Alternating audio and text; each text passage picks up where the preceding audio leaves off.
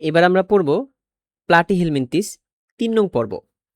এই প্লাটিহেলমিনথিস এটা ২টা শব্দ থেকে এসেছে, গ্রিক শব্দ থেকে এসেছে। একটা হচ্ছে প্লাটিস, প্লাটিহেলমিনথিস এসেছে প্লাটিস থেকে, প্লাটিস PLATYS।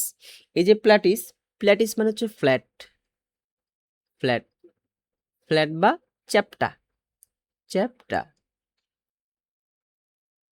চ্যাপ্টা, প্লাটিস। আর একটা হচ্ছে হেলমিন্থ। এই যে হেলমিন্থ, হেলমিন্থ মানে হচ্ছে কৃমি, হেলমিন্থ মানে হচ্ছে কৃমি, ওয়ার্ম বা কৃমি, ওয়ার্ম বা কৃমি।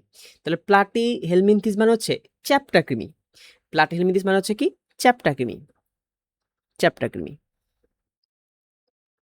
চ্যাপ্টা কৃমি।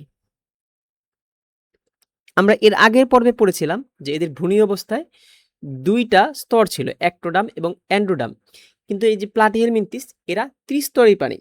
এদের যখন ভ্রূণ অবস্থায় থাকে এদের ৩টা স্তর থাকে, এদের ভ্রূণ অবস্থায় ৩টা স্তর থাকে। এরা কি? এরা ত্রিস্তরী, এরা ত্রিস্তরী, এরা ত্রিস্তরী,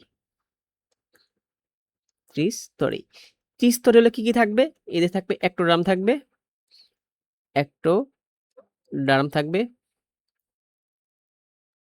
তারপর এদের অ্যান্ড্রোডার্ম থাকবে, ডার্ম, এবং মাঝখানে থাকবে হচ্ছে মেসোডার্ম। এর আগের নিডারিয়াতে মেসোডার্ম ছিল না, এখান থেকে মেসোডার্ম থাকবে। এবং এখন থেকে যতগুলো পর্ব আসবে এই সব পর্বের ভিতরে কিন্তু কি থাকবে? এরা ত্রিস্তরী হবে, অর্থাৎ অ্যাক্টোডার্ম থাকবে, ভিতরের অ্যান্ডোডার্ম থাকবে এবং মাঝখানে মেসোডার্ম থাকবে। এরা ভ্রূণীয় অবস্থায় এরা ৩টা স্তর থাকে। আচ্ছা, এবার আসো, এরা এই যে চ্যাপ্টা কৃমি, আমরা তো জানি যে কৃমি কি করে? কৃমি হচ্ছে পরজীবী, মানে তারা অন্য প্রাণীর দেহ থেকে তাদের যে পুষ্টি উপাদান আছে সেটা ভক্ষণ করে। এজন্য কি এই পর্বের বহু প্রজাতি বহিঃপরজীবী বা অন্তঃপরজীবী।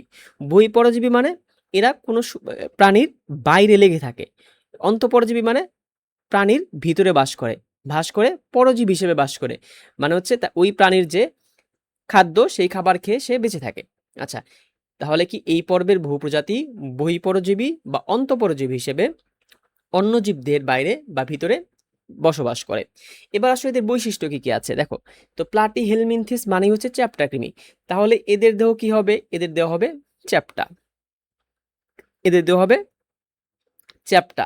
তারপর আরেকটা ইন্টারেস্টিং বৈশিষ্ট্য হচ্ছে এরা হচ্ছে উভলিঙ্গী হয়। এরা কি হয়? উভলিঙ্গ হয়। উভলিঙ্গ মানে কি? যে নারী পুরুষের যে জননাঙ্গ এদের একই দেহে থাকে। উভলিঙ্গ মানে কি? উভলিঙ্গ মানে হচ্ছে নারী পুরুষের জননাঙ্গ একই দেহে থাকে। নারী পুরুষের জননাঙ্গ একই দেহে থাকে। মানে কি? ধরো আমরা যে পরিচিত প্রাণীগুলো চিনি সেটার ক্ষেত্রে নারী পুরুষ আলাদা, ছেলে মেয়ে আলাদা, কিন্তু এদের কি একজনই ছেলে মেয়ে একসাথে হতে পারে, অর্থাৎ এদের যে জননাঙ্গ আছে একটা দেহে ২ ধরনের জননাঙ্গই থাকে। তারপরে বৈশিষ্ট্য কি? এরা বহিঃপরজীবী বা অন্তঃপরজীবী। মূল কথা হচ্ছে এরা পরজীবী। পরজীবী হিসেবে, পরজীবী মানে কি? পোষক মানে যার শরীরে থাকে, পোষকের, পোষক মানে যার শরীরে থাকবে, যার ভিতরে থাকবে, পোষকের খাবার গ্রহণ করে, পোষকের খাবার গ্রহণ করে, গ্রহণ করে বেঁচে থাকে, গ্রহণ করে বেঁচে থাকে। আর অন্তঃপরজীবী বা বহিঃপরজীবী মানে কি? পরজীবী হিসেবে থাকবে কিন্তু দেহের বাইরে যদি থাকে। আর অন্তঃপরজীবী মানে পরজীবী হিসেবে থাকবে কিন্তু ওই দেহের ভিতরে আছে, সেটা হচ্ছে কি হবে? অন্তঃপরজীবী হবে। এরপর আসো এদের যে দেহ, মানে এই যে প্লাটিহেলমিনথিস চ্যাপ্টাকিনি, এই এই প্রাণীগুলোর দেহ, শরীর পুরো কিউটিকল দ্বারা আবৃত থাকে। পুরো মানে মোটা, মোটা কিউটিকল দ্বারা আবৃত থাকে। কিউটিকল কি? কিউটিকল হচ্ছে তোমার হচ্ছে মোম জাতীয় পদার্থ, যে এরা বিভিন্ন জীবের শরীরের বাইরে থাকে, বিভিন্ন জীবের শরীরের বাইরে থাকে। এটা কি? কিউটিকল একটা মোম জাতীয় পদার্থ। কিউটিকল কি? একটা মোম, মোম জাতীয় পদার্থ, মোম জাতীয় পদার্থ যেমন কৃমির বাইরের স্তরে থাকে, কৃমির কৃমির বাইরের স্তরে থাকে, বাইরের স্তরে থাকে, বাইরের স্তরে থাকে, সেটা হচ্ছে কি কিউটিকল, সেটাই কিউটিকল। তারপর দেখো এদের কি থাকে, দেহে চোষক ও আংটা থাকে। চোষক কি, চোষক হচ্ছে তারা তো পরজীব হিসেবে থাকে, তাহলে পরজীব হিসেবে থাকার জন্য তারা কি করবে, ওই জীবের শরীর থেকে তারা পুষ্টি উপাদান কি করবে, চুষে খাবে, এই জন্য তাদের কি থাকে, চোষক থাকে। আর একটা কি থাকে, এদের থাকে হচ্ছে, এটাকেই বলে চোষকের ইংরেজি হচ্ছে সাকার, মানে যেটা দিয়ে সে সাক করবে, মানে চুষে খাবে। চোষকের ইংরেজি হচ্ছে সাকার, চোষকের ইংরেজি হচ্ছে সাকার, চোষক ইংরেজি হচ্ছে সাকার। সাকার মানে কি, সাক করা মানে কি, মানে চুষে খাওয়া। সে কি করবে, এই চোষক দিয়ে ওই যে তোমার যার শরীরে থাকবে তার পুষ্টি উপাদান খাবে। আংটা থাকে, আংটা মানে কি, আংটার ইংরেজি হচ্ছে হুক, এই যে আংটা মানে হচ্ছে হুক, হুক, হুকের কাজ কি, আংটা,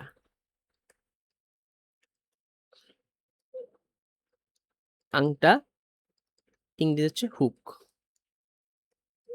হুক, হুকের কাজ কি, হুকের কাজ হচ্ছে কোনো কিছুকে ধরা, অর্থাৎ এই যে তোমার যার শরীরে থাকবে তাকে ধরবে, তাকে ধরে থাকবে, এই আংটার কাজ হচ্ছে ধরে থাকা। তারপর দেখো সবচেয়ে বেশি ইম্পর্টেন্ট যেই বৈশিষ্ট্য, সেটা হচ্ছে এদের দেহে শিখাকোষ নামে বিশেষ অঙ্গ থাকে, এগুলো রেচন অঙ্গ হিসেবে কাজ করে। তাহলে এদের রেচন অঙ্গ কি, এদের রেচন অঙ্গ হচ্ছে শিখাকোষ। প্লাটিহেলমিনথিস পর্বের রেচন অঙ্গ হচ্ছে শিখাকোষ, মানে এদের যে রেচন অঙ্গ দেখতে কিসের মতো, আগুনের শিখার মতো, এই জন্য এদের কি বলে, এদের রেচন অঙ্গকে বলে হচ্ছে শিখাকোষ। তাহলে এদের রেচন অঙ্গ হচ্ছে শিখাকোষ, রেচন অঙ্গ হচ্ছে শিখাকোষ, শিখাকোষ, শিখাকোষ। এবার আসলে রেচন অঙ্গ কি, রেচন অঙ্গ হচ্ছে এই যে মূত্র তৈরি করে, যেমন কি আমাদের যে কিডনি, মানুষের কিডনি, যেটা কি করে, রক্তকে ছেঁকে মূত্র তৈরি করে, রক্ত ছেঁকে মূত্র তৈরি করে, মূত্র তৈরি করে, তাকে বলা হচ্ছে রেচন অঙ্গ, মূত্র তৈরি করে, যেমন কি মানুষের কিডনি। তাহলে মানুষের যেমন কিডনি, তাহলে এদের কিডনির পরিবর্তে থাকে হচ্ছে কি থাকে, শিখাকোষ থাকে। তারপর আসো এদের পৌষ্টিকতন্ত্র অসম্পূর্ণ বা অনুপস্থিত। পৌষ্টিকতন্ত্র কি, পৌষ্টিকতন্ত্র হচ্ছে যেই তন্ত্র দিয়ে সে খাবার পরিপাক করে, যেই তন্ত্র দিয়ে খাবার পরিপাক করে, খাবার পরিপাক, খাবার পরিপাকতন্ত্র, খাবার পরিপাক করে, যাকে বলা হচ্ছে পৌষ্টিকতন্ত্র। এবার আসো এরা তো তোমার নিজেরা খাবার খায় না, এরা কি করে, ওই যে যেই প্রাণীর দেহে থাকে তার যে পুষ্টি উপাদান সেটা কি করে, সে ভক্ষণ করে, তার কিন্তু পরিপাকের প্রয়োজন হয় না, কারণ কি, যেই প্রাণীর দেহে থাকে ওই প্রাণীর দেহে পরিপাক হওয়ার পরে যেই উপাদানটা থাকে সে সেটা কি করে, ভক্ষণ করে। তার মানে কি, তার পৌষ্টিকতন্ত্রের দরকারই নাই, তাদের পৌষ্টিকতন্ত্র অসম্পূর্ণ বা অনুপস্থিত। যেমন উদাহরণ কি, যকৃতকৃমি, ফিতাকৃমি, এই যে যকৃতকৃমি, ফিতাকৃমি, এগুলো হচ্ছে তোমার প্লাটিহেলমিনথিস পর্বের উদাহরণ। দেখো এই যে এটা হচ্ছে ভেড়ার যকৃতকৃমি, ভেড়ার যকৃতকৃমি, ভেড়ার যকৃত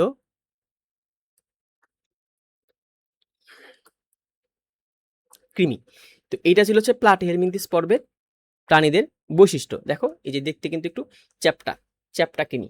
তো এই ছিল হচ্ছে প্লাটিহেলমিনথিস। এবার আসো যে প্লাটিহেলমিনথিস পর্বের রেচন অঙ্গের নাম কি। তো প্লাটিহেলমিনথিস পর্বের সবচেয়ে এমসিকিউতে আসার মতো সবচেয়ে বেশি ইম্পর্টেন্ট হচ্ছে এই যে শিখাকোষ, এদের রেচন অঙ্গ, এটা হচ্ছে সবচেয়ে মোস্ট ইম্পর্টেন্ট এটা। তো এ দেখো যে প্লাটিহেলমিনথিস পর্বের প্রাণীদের রেচন অঙ্গের নাম হচ্ছে কি, শিখাকোষ, শিখাকোষ, খ নম্বর অ্যান্সার। তারপর আসো যে কোনটি প্লাটিহেলমিনথিস পর্বের প্রাণী। তো প্লাটিহেলমিনথিস পর্বের প্রাণী কারা, যে চ্যাপ্টাকৃমিগুলা, এর মধ্যে কি আছে, এর মধ্যে আছে হচ্ছে ফিতাকৃমি, গোলকৃমি তো না, চ্যাপ্টাকৃমি। তো ফিতাকৃমি হচ্ছে চ্যাপ্টাকৃমি, ফিতাকৃমি। এই ফিতা কৃমির নাম হচ্ছে, একটা সায়েন্টিফিক নামটা একটু শোনো, taenia solium. Taenia solium. Taenia solium, এটা হচ্ছে ফিতা কৃমি। এটা হচ্ছে শূকরের ফিতা কৃমি। এবার চলো এর পরের পর্বে চলে যাই। এর পরের পর্ব অর্থাৎ 4 নাম্বার পর্ব হচ্ছে নেমাটোরা। এই নেমাটোরাকে বলা হচ্ছে নেমাথেলমিনথিসও বলে। নেমাটোরাকে বলে নেমাথেলমিনথিস। নেমাথেলমিনথিস।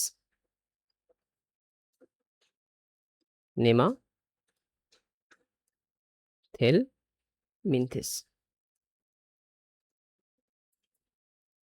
নেমাথেলমিনথিস। এই যে নেমাটোরার ক্ষেত্রে এই নেমাটোস মানে হচ্ছে নেমাটোস, এই শব্দটা নেমাটোরা শব্দটা এসেছে হচ্ছে নেমাটোস।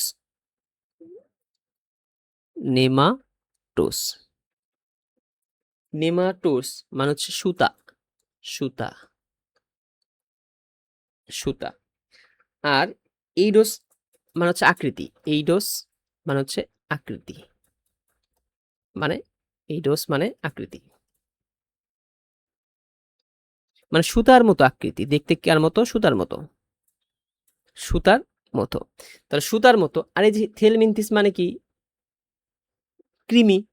তাহলে সুতার মতো যেই কৃমি, সুতার মতো যেই কৃমি, একে বলা হচ্ছে গোল কৃমি। তাহলে নেমাটোডের পর্বের প্রাণী হচ্ছে কারা? গোল কৃমি। গোল কৃমি। তাহলে গোল কৃমি হচ্ছে নেমাটোডা পর্বের প্রাণীদের বৈশিষ্ট্য। অনেকে একে কি বলে? নেমাথেলমিনথিস বলে। তাহলে নেমাটোডা পর্বের প্রাণীগুলো সুতাকৃমি বা গোল কৃমি নামে পরিচিত। সুতাকৃমি বা গোল কৃমি নামে পরিচিত। আচ্ছা, এই পর্বের অনেক প্রাণী অন্তঃপরজীবী হিসেবে প্রাণীর অন্ত্র ও রক্তে বাস করে। মানে এরা কি করে? অন্তঃপরজীবী বাস করে। যেমন মানুষের শরীরে কি থাকে? এই যে গোলকৃমি থাকে, যেটা হচ্ছে নেমাটোডা। কোথায় থাকে? অন্ত্রে থাকে। অন্ত্রে কি? ওই যে নাড়ি ভুঁড়ির ভিতরে থাকে, যেখানে খাবার পরিপাক হয়, যেখানে খাবার পরিপাক হয়। আচ্ছা, এরা কই থাকে? এটা ইম্পর্টেন্ট এমসিকিউ। এরা কই থাকে? প্রাণীর অন্ত্র এবং রক্তে বসবাস করে। অন্ত্র এবং রক্তে বসবাস করে। অন্ত্র কি? অন্ত্র হচ্ছে যেখানে খাবার পরিপাক হয়। খাবার পরিপাক হয়। পরিপাক হয়। এই যে পাকস্থলীর পর যেই নালীগুলো থাকে, পাকস্থলী থেকে যে নালীগুলো আসে, সেগুলো হচ্ছে কি? অন্ত্র। তো অন্ত্র এবং রক্তে এই নেমাটোড পর্বের প্রাণীগুলো থাকে। আচ্ছা, এরাও কিন্তু কিউটিকল দ্বারা আবৃত। আগের পর্বের মতো কি এরাও কিউটিকল দ্বারা আবৃত। এরাও কি? কিউটিকল দ্বারা আবৃত। দেহ কিউটিকল দ্বারা আবৃত। দেহ কিউটিকল দ্বারা আবৃত।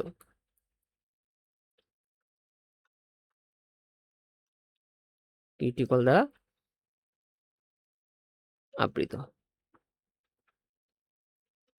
তাহলে দেখো দেখো এদের দেহ হবে হচ্ছে নলাকার। যেহেতু গোলাকার, এই জন্য কি এদের দেহ হবে হচ্ছে কি? নলাকার। দেহ নলাকার ও পুরু ত্বক দ্বারা। এই পুরু ত্বকের ভিতরে কি আছে? এই পুরু ত্বকের ভিতরে আছে হচ্ছে কিউটিকল। এই পুরু ত্বক হচ্ছে কিউটিকল। কিউটিকলের একটা আবরণ, এটাকে বলে পুরু ত্বক, কিউটিকল। তাহলে এই যে যেই গোল কৃমি যদি দেখে থাকো, গোল কৃমির ভিতরে যেই উপরে যেই শক্ত আবরণটা দেখতে, সেটা হচ্ছে কি? কিউটিকল। এদের পৌষ্টিক নালী সম্পূর্ণ, মুখ ও পায়ু ছিদ্র উপস্থিত। এদের যে পৌষ্টিক নালী, পৌষ্টিক নালী মানে কি? যেই নালী দিয়ে খাবারটা যায়, যেই নালী দিয়ে খাবারটা যায়। তাহলে এইদের কি পৌষ্টিক নালী হচ্ছে মুখ থেকে পায়ু পর্যন্ত, মানে একদম শুরু থেকে শেষ পর্যন্ত। পৌষ্টিক নালী কি? মুখ থেকে পায়ু পর্যন্ত। পৌষ্টিক নালী হচ্ছে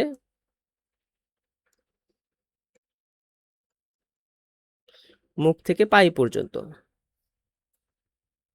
মুখ থেকে পায়ু পর্যন্ত বিস্তৃত। পায়ু পর্যন্ত। তাহলে দেখো এদের দেখতে হচ্ছে নলাকার। আবার মুখ থেকে পায়ু পর্যন্ত আবার একটা পৌষ্টিক নালী আছে, মানে কি? একটা নল আছে। এই জন্য বলে এদের কি বলে? অনেক সময় বলে এদের, অনেক সময় বলে হচ্ছে নলের ভিতরে নল। এদের বলে হচ্ছে নলের ভিতরে নল। নলের ভিতর নল। ভিতরে নল, মানে এই যে এরা দেখতে হচ্ছে নলের মতো, আবার এদের কি মুখ থেকে পাই পর্যন্ত, শুরু থেকে শেষ পর্যন্ত আরেকটা কি থাকে, নল থাকে, মানে পৌষ্টিক নালী থাকে। এই জন্য বলে কি এদের নলের ভিতরে নল বলে। এদের কি শ্বসনতন্ত্র ও সংবহনতন্ত্র অনুপস্থিত। শ্বসনতন্ত্র কি? শ্বসনতন্ত্র হচ্ছে ওই যে অক্সিজেন পরিবহনের জন্য যে তন্ত্র, সেটাকে বলে কি শ্বসনতন্ত্র।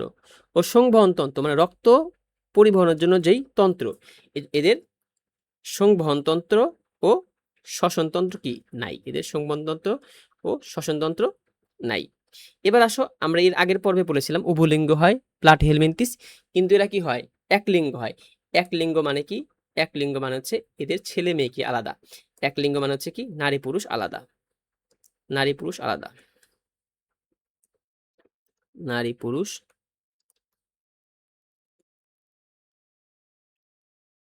আলাদা, আলাদা। এদের দেহ গহ্বর অনাবৃত ও প্রকৃত সিলোম নাই। সিলোম কি? এদের দেহ গহ্বর, প্রাণীর দেহ গহ্বর যদি একটা পর্দা দ্বারা আবৃত থাকে, তাকে বলা হচ্ছে প্রকৃত সিলোম। প্রকৃত সিলোম কি? এই যে প্রকৃত সিলোম, এটা মানে হচ্ছে দেহ গহ্বর যদি, দেহ গহ্বর যদি পেরিটোনিয়াম পর্দা, একটা পর্দা নাম হচ্ছে পেরিটোনিয়াম, পেরিটোনিয়াম পর্দা দ্বারা আবৃত থাকে, পর্দা দ্বারা আবৃত থাকে, তাকে বলে প্রকৃত সিলোম। এদের কি এই প্রকৃত সিলোমটা এদের নাই। মানুষের কি আছে, প্রকৃত সিলোম আছে। মানুষের প্রকৃত সিলোমের ভিতরে কি কি থাকে, হৃৎপিণ্ড থাকে, তারপর ফুসফুস থাকে। তেমনি এদের কি ফাঁকা জায়গা আছে, গহ্বর মানে কি ফাঁকা জায়গা, এদের দেহ গহ্বর ফাঁকা জায়গা, কিন্তু এই যে পেরিটোনিয়াম পর্দা, এই পেরিটোনিয়াম পর্দা দ্বারা কি আবৃত না, এই জন্য কি অনাবৃত। এই জন্য বলেছে এদের দেহ গহ্বর অনাবৃত, যেহেতু অনাবৃত তাহলে সেটা প্রকৃত সিলোম না। উদাহরণ কি কি? উদাহরণ হচ্ছে গোলকৃমি, গোলকৃমির আরেকটা নাম হচ্ছে কেঁচোকৃমি, আরেকটা হচ্ছে ফাইলেরিয়া কৃমি। তো এই ছিল নেমাটোডা পর্বের প্রাণীদের বৈশিষ্ট্য। এবার কয়েকটা এমসিকিউ সলভ করো। কোন প্রাণীর দেহ গহ্বর অনাবৃত? তাহলে আমরা একটু আগেই পড়লাম নেমাটোডা পর্বের প্রাণীদের দেহ গহ্বরটা হচ্ছে অনাবৃত হয়। এটাকে কি বলে? এটাকে বলা হচ্ছে অপ্রকৃত সিলোম। কি বলে? এটাকে বলা হচ্ছে অপ্রকৃত সিলোম বলে, অপ্রকৃত সিলোম। তাহলে এই কোশ্চেনটা আরেকভাবে আসতে পারে যে কোন প্রাণীর দেহে অপ্রকৃত সিলোম আছে, অপ্রকৃত সিলোম বলে। তাহলে কোন পর্বের পানিতে অপ্রকৃত সিলোম আছে? সেটা হচ্ছে নেমাটোডা পর্বের পানিতে অপ্রকৃত সিলোম আছে। নেমাটোডা পর্বের মুক্তজীবী প্রাণীরা কোথায় বাস করে? কোথায় বাস করে? পানিতে, রক্তে, অন্ত্রে, আকাশে। তো নেমাটোডা পর্বের প্রাণীরা সাধারণত কোথায় বাস করে? মানুষের অন্ত্রে বাস করে, অন্ত্রে বাস করে, অন্ত্রে বাস করে। আচ্ছা, এবার আসো গোলকৃমি। গোলকৃমির কি কি বৈশিষ্ট্য আছে দেখো। উভলিঙ্গ, এরা কি উভলিঙ্গ হয়? তারপর অন্তঃপরজীবী, দেখতে নলাকার, তাহলে এরা অন্তঃপরজীবী, হ্যাঁ। তারপর দেখতে নলাকার, কিন্তু গোলকৃমি তো উভলিঙ্গ হয় না, তার মানে এটা ঠিক না। উভলিঙ্গ কারা হয়? উভলিঙ্গ হয় হচ্ছে প্লাটিহেলমিনথিস। চ্যাপ্টা কৃমি কারা হয়? চ্যাপ্টা কৃমি। উভলিঙ্গ হচ্ছে চ্যাপ্টা কৃমি, চ্যাপ্টা কৃমি, চ্যাপ্টা কৃমি বা প্লাটিহেলমিনথিস, প্লাটিহেলমিনথিস, প্লাটিহেলমিনথিস। তাহলে সঠিক উত্তর হচ্ছে তোমার 2 আর 3। তাহলে 2 আর 3, গ গ হচ্ছে সঠিক উত্তর।